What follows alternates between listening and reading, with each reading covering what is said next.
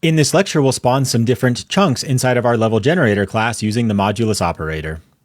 At the moment when we click play, every single chunk in our game is just the exact same chunk over and over and over again. Let's go ahead and spice things up with a little bit of procedural generation and spawn in some different chunk variants. To do that, we're going to need to actually create some chunk variants. So let's go do that. In our prefabs folder, let's create a new folder called chunks. At the moment, we just have this one basic chunk. Let's go ahead and drag that bad boy in here and open it up. You can really have as many chunk variants as you would like, but I'm going to actually have 4. I'm going to have my base chunk prefab, and then I'm going to have 3 more just with some different varieties of some light posts on slightly different positions, one on the left, one on the right, and then one light post on both sides. And for the 4th variant, I'm going to have my checkpoint chunk, where the player will walk through and actually add some additional time to our ticking time clock. So let's go ahead and get those rigged up. Let's right-click on our chunk, create our first prefab variant. I'm actually just going to call this light post left.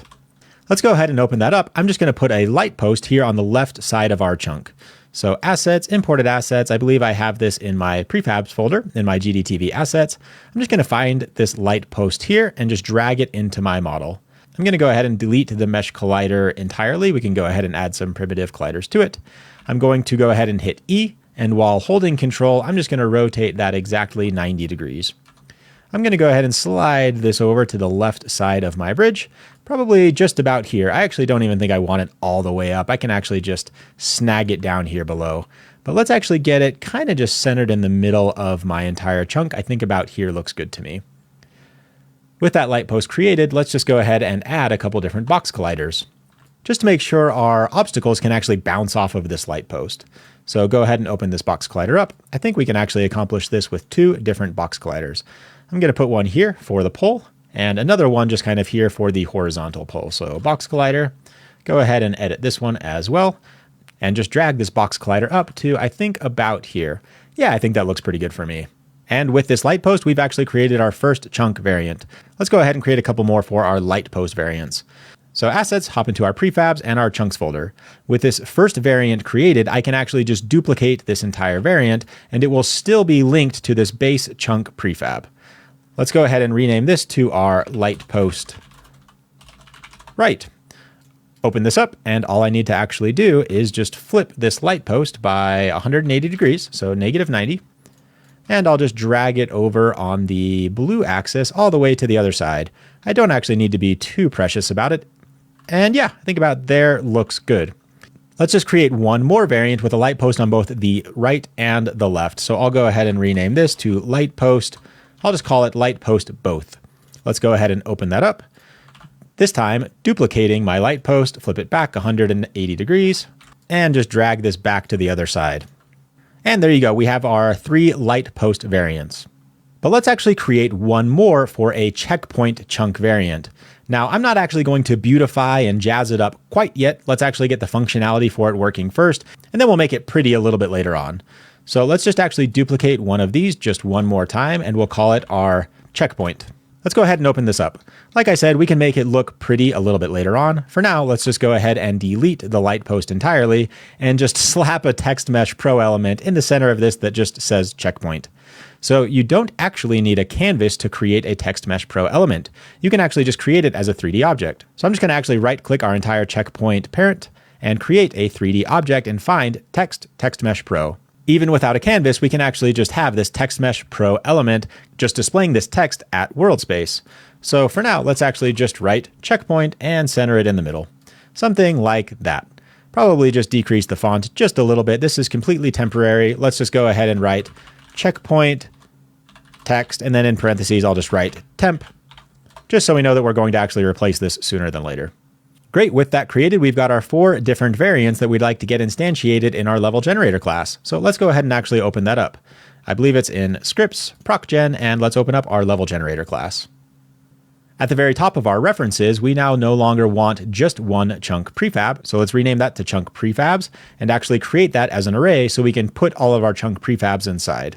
And we can just scroll down to where we have a compilation error to start randomizing which chunk prefab to actually instantiate.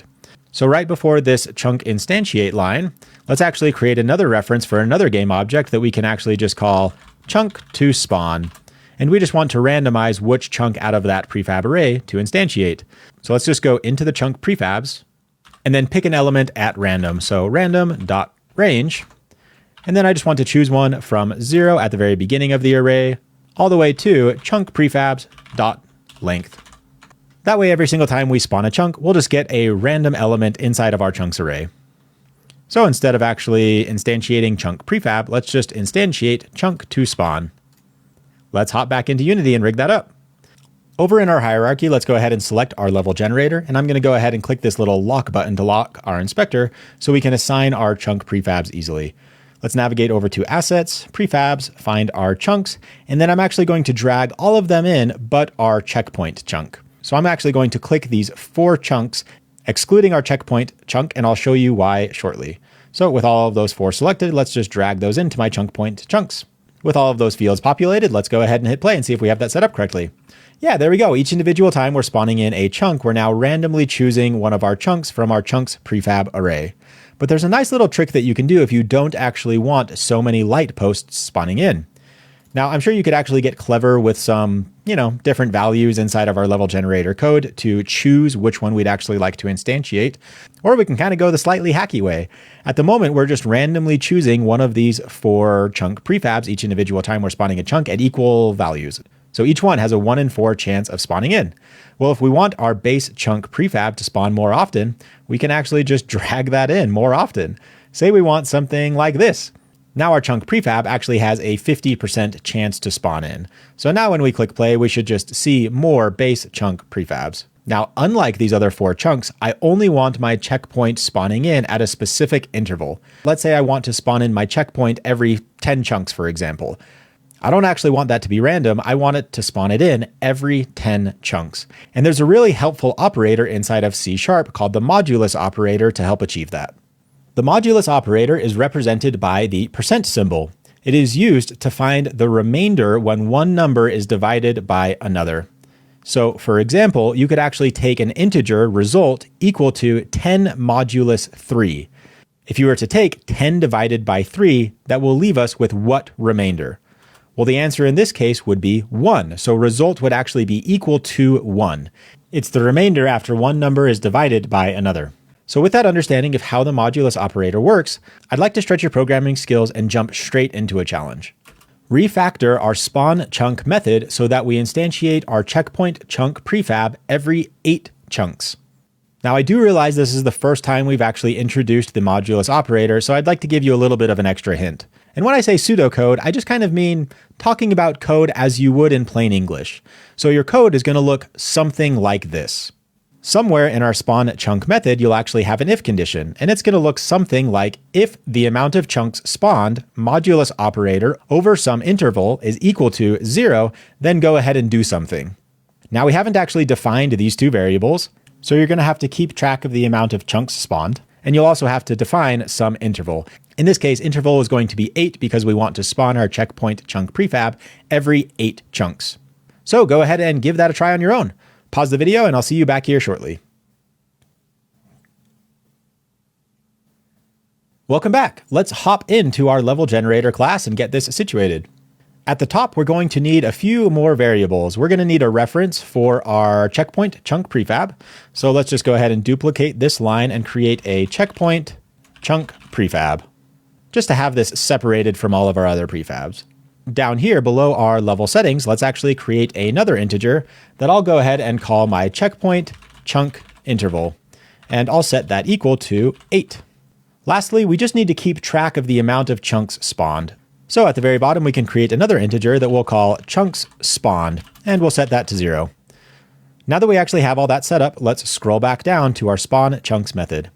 Let's actually just start by incrementing the amount of chunks we have by 1 at the end of our spawn chunk method. So we can just say chunks spawned ++. For the rest of this challenge, we're going to need to do a little bit of refactoring. Instead of actually initializing our chunk to spawn with some sort of value, I'm going to go ahead and actually just define it up top first. So game object chunk to spawn. So I'll go ahead and delete this game object here, and let's actually just start writing that if block. So if chunks spawned modulus operator checkpoint chunk interval, And it looks like I misspelled interval. I'm going to go ahead and highlight that, press F2. That'll actually rename it here and up top. We can go ahead and just delete that E at the very end and press enter. There we go.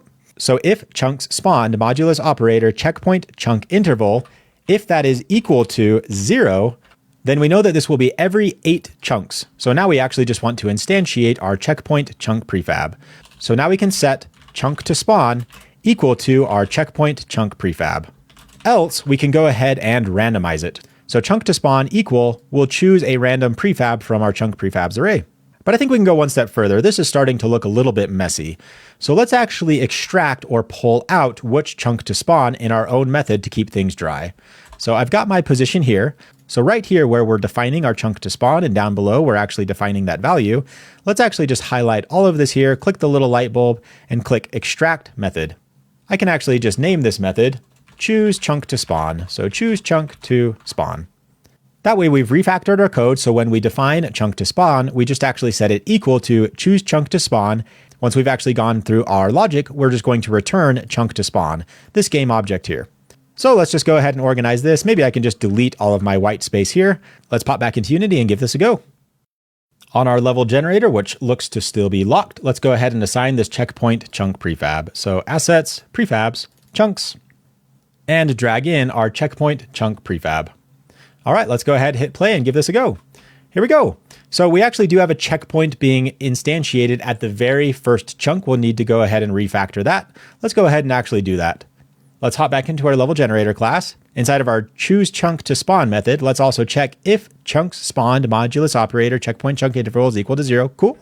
Let's also use the double and sign to say and chunks spawned is not equal to 0. In other words, it's not the very first chunk spawned. Then go ahead and instantiate this checkpoint chunk prefab. Nice. Let's hop back into Unity and give that one more shot.